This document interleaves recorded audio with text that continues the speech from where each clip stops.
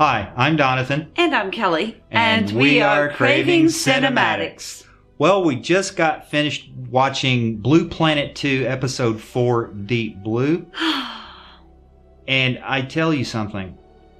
The more of these episodes that we watch, the more I am impressed with the shots that they were able to capture. And then seeing at the end how they come about getting these shots. Some of these things take them up to 2 years to get. Just a shot. Just a shot. Yeah. And this episode is Deep Blue, which is they're out in the open ocean and they're looking for very specific things. One, which was called the Boiling Seas.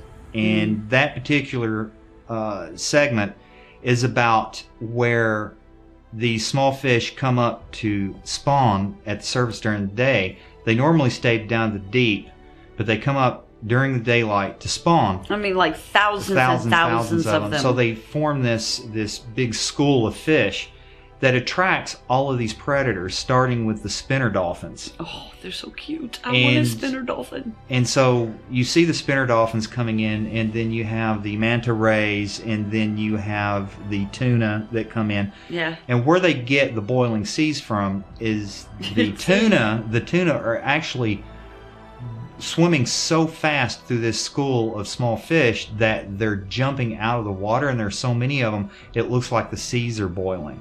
Well, plus the feeding frenzy. The feeding frenzy of everything going on. And it was just absolutely But it looks like the water is just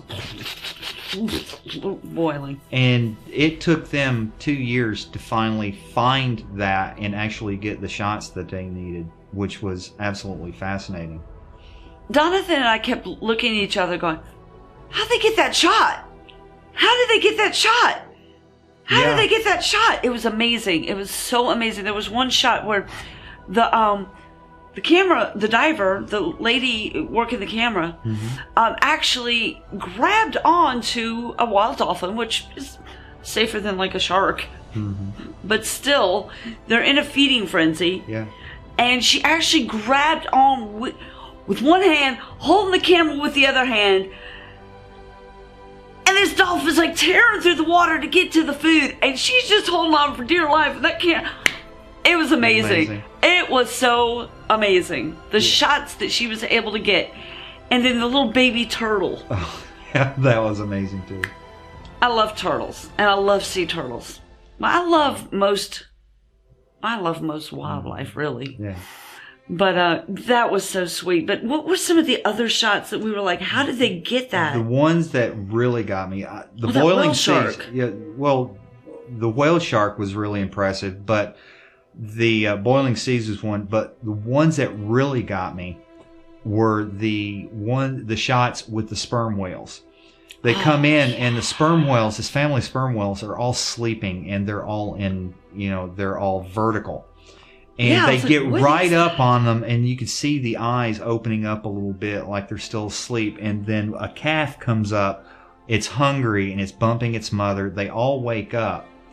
And then there's a shot where these whales, the parents, are going down 300 meters plus to find food while the calf stays at the surface. And it's like they're riding the back of the whale 300 meters deep. And you could see as they're going down, the calf starts going down with them, and the calf is bumping on the top of the mother. And the camera's in between the two. Yes! And we're in, how in the world did they get this shot? Did they actually mount a camera on the back of a sperm whale as they did this? And you could see the water getting darker and darker and darker. And incredible. Then the calf has to pull away to go back to the surface, because it can't hold its breath that long. It takes them, they said, a good 6 years for them to learn how to actually dive that deep and hold their breath that long. And we were just scratching our heads. How did they get these shots like that?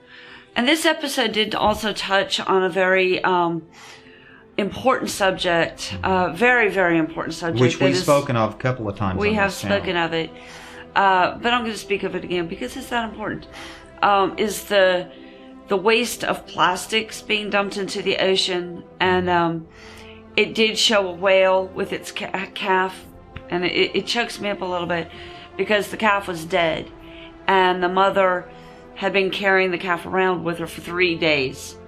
and she would not let her calf go, and this calf was dead.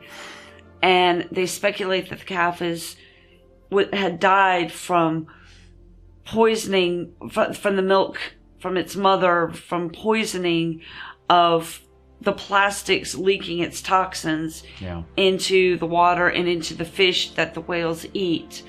And they speculate that that's why the calf died. And then, of course, it showed a lot of plastic floating around. It did show a little baby sea turtle that was wrapped in plastics and couldn't get out. Of course, and it drowned. No. The crew let it go. They're not going to let a turtle drown, but it did show that if they weren't there to film that little turtle would have drowned because he couldn't get out of the plastics. And so it's just, for our convenience, we have these things, and it got me to thinking, how much do I use this plastic that I throw out? And I'm really going to be conscious of not using plastics as much. Yeah, that's a really good thing. The thing, now where I'm coming from, most of you know, and if you've been watching our videos, that I'm a software engineer. Well, in a previous life, I was a chemist. I was a chemist for 13 years. I've got my chemistry degree. And I know for a fact that most plastics biodegrade in UV light, sunlight. And they do give off these toxic chemicals. And that's pretty much what's happening is this plastic isn't biodegrading. There's nothing there to actually eat it. What's happening is that the compounds are breaking down into much more toxic compounds because of the UV light. And these things are polluting the waters, causing these larger they primarily focused on the larger predators. Yeah, but it has to start at the little predators because they eat the little stuff that the toxins get into, and then bigger fish eat them, and the bigger fish eat them. And it's the amount of toxicity that builds up in the higher predators that where Kelly's talking about this calf, the mother was carrying around this calf that had been dead for several days, is because they eat the squid and everything that have been contaminated with these chemicals. And it was the mother's milk that they think actually killed the calf. Right. And it's just sad. It really is. And we have the power to do something about it. We do. All of us, not just we. Because if we just had the power to do something, we would have it fixed. Yes. Definitely. But it's all of us around the world. And it's all of us around the world that share the oceans and benefit from the oceans. And if we don't take care of it, I know y'all have heard this so many times, but it's true. If we don't take care of it, then it's not going to be around, and it's going to affect us. So drastically. All right. Well, watch this show if you have the opportunity to.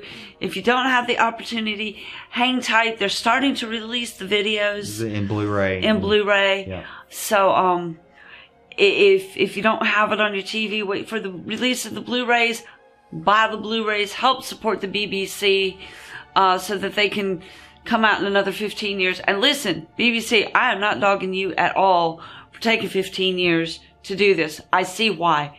Keep up the good work. Keep up the dedication to our environment. We thank you, Jonathan and I thank you from the bottom of our hearts for the work that you guys do. Much appreciated. Salute. All right. Well, I'm Jonathan. And I'm Kelly. And we are Craving Cinematics. Cheers. Bye.